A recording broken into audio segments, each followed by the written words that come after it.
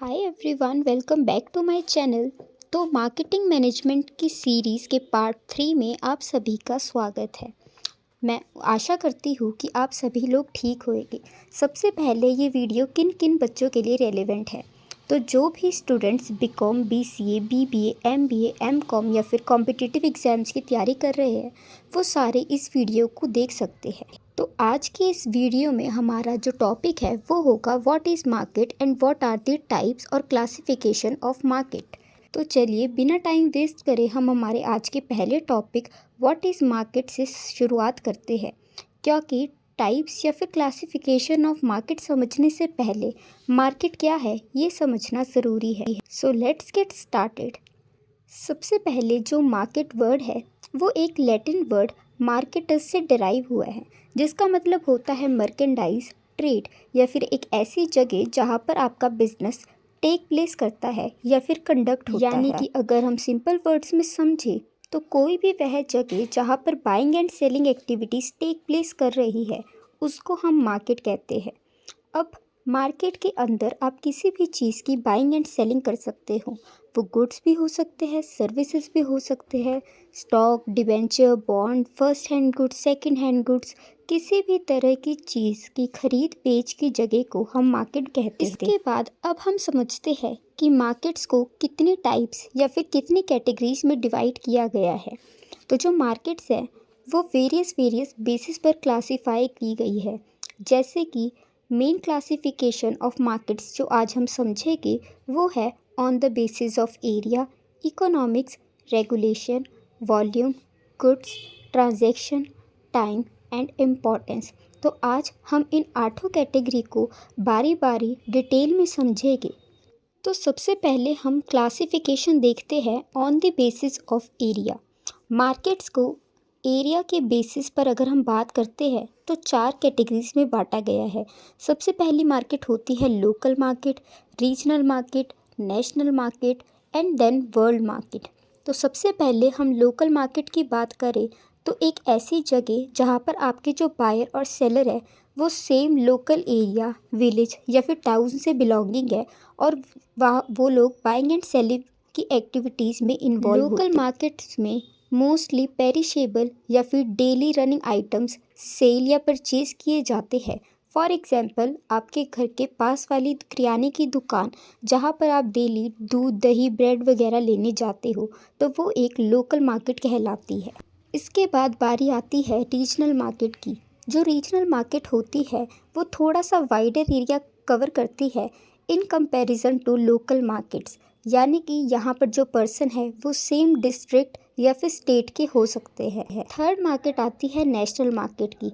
यहाँ पर जो ट्रांजैक्शंस होती है वो उन दो लोगों के बीच में होती है जो भले ही डिफरेंट डिस्ट्रिक्ट या फिर स्टेट के हो पर उनकी कंट्री एक हो। इसके बाद आती है वर्ल्ड मार्केट, जिसे हम ग्लोबल मार्केट भी बोलते हैं।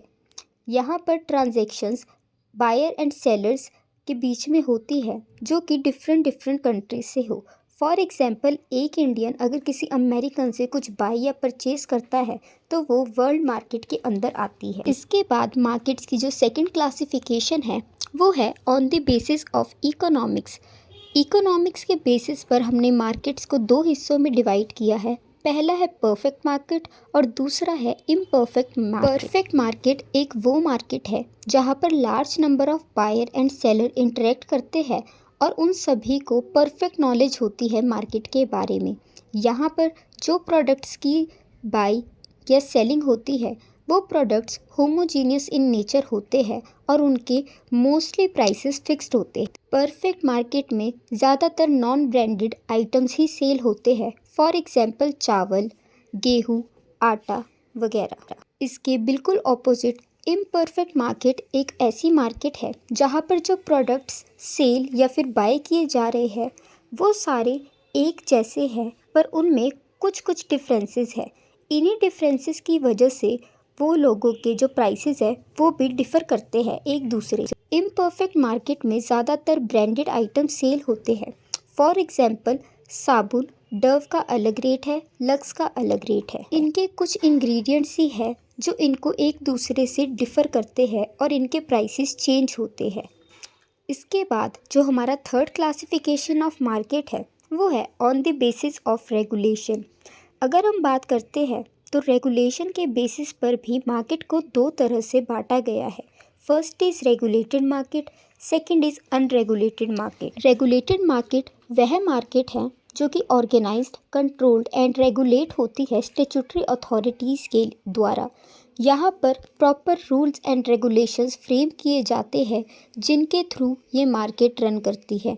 अगर कोई भी रूल एंड रेगुलेशन वायलेट होता है तो यहाँ पर उनके पर्टिकुलर एक्ट के थ्रू आपको सज़ा हो सकती है और फाइन, पेनल्टी और इंटरेस्ट भी चार्ज किए जा सकते हैं। Stock exchanges, SEBI etcetera regulated market का पार्ट है। वहीं जो दूसरे टाइप है अनरेगुलेटेड मार्केट की, ये फ्री मार्केट्स होती हैं जहाँ पर किसी भी तरह की रेगुलेशन अथॉरिटीज़ नहीं होती। यहाँ पर जो प्राइसेस होते हैं वो डिमांड एंड सप्लाई फोर्सेस के अकॉर्डिंग ही सेट होते हैं। फॉर एग्जांपल आपकी लोकल स्ट्रीट मार्केट्स, यहाँ पर आपको हर डिफरेंट मार्केट में सेम प्रोडक्ट या सर्विसेज के डिफरेंट प्राइसेस देखने को मिलते हैं, क्योंकि यहाँ पर कोई भी गवर्निंग या फिर रेगुलेटरी अथॉरिटी ओवरव्यू करने के लिए नहीं होती इन मार्केट की वर्किंग्स को। इसके बाद हमारी फोर्थ क्लासिफिकेशन ऑफ मार्केट आती है on the basis of volume की, यानी कि जो मार्केट्स है वो दो तरह की होती है। एक होती है होलसेल मार्केट, एक होती है रिटेल मार्केट। अगर हम बात करते हैं होलसेल मार्केट की, तो होलसेल मार्केट एक ऐसी मार्केट है जहाँ पर जो गुड्स है वो खरीदे या फिर बेचे जाते हैं बल्क या फिर लार्ज क्वांटिटीज़ में। यहाँ पर आपका डिस्काउंट मार्जिन ज़्यादा और प्रॉफिट मार्जिन कम होता है। ये जनरली आपको B2B यानी कि बिज़नेस टू बिज़नेस ट्रांजेक्शन्स में देखने को मिलेगी। यहाँ पर जो गुड्स सेल होते हैं वो डायरेक्टली आप एंड यूज़र को ना कर बल्कि इंटरमीडियरी, फॉर एग्जांपल होलसेलर या फिर रिटेलर को बेचते हो, जो आगे इन्हीं प्रोडक्ट्स को एंड यूज़र्स तक पहुँचाते हैं और उन पे ज़्यादा प्रॉफिट मार्जिन कमाते हैं। वहीं दूसरी तरफ रिटेल मार्केट वह मार्केट है जहाँ पर आप स्मॉल क्वांटिटीज़ बेचते हो डायरेक्टली उनके एंड कंज्यूमर्स को। यहाँ पर बात आती है रिटेलर्स की, जो कि डायरेक्टली कंज्यूमर से डील करते हैं और उनको हाई प्रॉफिट मार्जिन के साथ MRP पे या फिर बहुत थोड़े से डिस्काउंट पर प्रोडक्ट सेल करते हैं। इसके बाद हमारी फिफ्थ क्लासिफिकेशन होती है on the basis of goods पे। अगर हम गुड्स के बेसिस पर बात करें तो हमारी मार्केट्स को 5 टाइप्स में बांटा गया है। सबसे पहले होती है कमोडिटी मार्केट, जिसके अंदर रॉ मटेरियल या फिर प्राइमरी प्रोडक्ट्स डायरेक्टली सोल्ड किए जाते हैं, यानी कि यहाँ पर जो भी गुड्स प्रोड्यूस होते हैं फार्मर्स के थ्रू उनको एज इट इज़ मार्केट में लाके बेच दिया जाता है बिना ज़्यादा रिफाइनिंग या फिर प्रोसेसिंग के। For example rice, wheat, cotton etcetera. इसके बाद हमारी सेकंड मार्केट होती है कैपिटल मार्केट। कैपिटल मार्केट एक ऐसी मार्केट है जो कि लॉन्ग टर्म फाइनेंशियल सिक्योरिटीज़ में डील करती है, for example share, bonds, debenture etcetera. Third market होती है मनी मार्केट। मनी मार्केट एक ऐसी मार्केट है जो कि शॉर्ट टर्म फाइनेंशियल इंस्ट्रूमेंट्स में डील करती है, जिसकी मैच्योरिटी अप टू 1 ईयर ही होती है, for example treasury bills, commercial paper, call money etcetera. इसके बाद बारी आती है कंज्यूमर गुड्स मार्केट की। ये एक ऐसी मार्केट है जहाँ पर आप डायरेक्टली जो भी आपका फिनिश गुड्स है वो फाइनल कंज्यूमर को सेल करते हो, for example clothes, food items etcetera. इसके बाद हम बात करते हैं last market industrial goods market की। ये एक ऐसी मार्केट है जहाँ पर जो भी आप गुड्स सोल्ड करते हो वो प्रोडक्शन पर्पस में काम आते हैं और वो डायरेक्ट कंजम्पशन के लिए नहीं होते, for example machinery, tools, spare parts etcetera.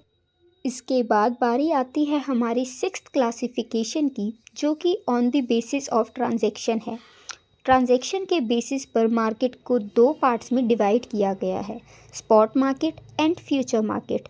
Spot market which is also known as cash market एक ऐसी मार्केट है जहाँ पर जो डिलीवरी ऑफ गुड्स है और उनकी जो पेमेंट है वो इमीडिएट बेसिस पर यानी कि ऑन द स्पॉट की जाती है। Spot market over the counter market होती है जहाँ पर कंज्यूमर्स को साथ के साथ गुड्स एंड सर्विसेज मिलती है, वही उसके बदले जो सेलर है उसको उनके बदले पेमेंट। और अगली मार्केट जो कि है फ्यूचर मार्केट की, उनको हम फॉरवर्ड मार्केट भी कहते हैं।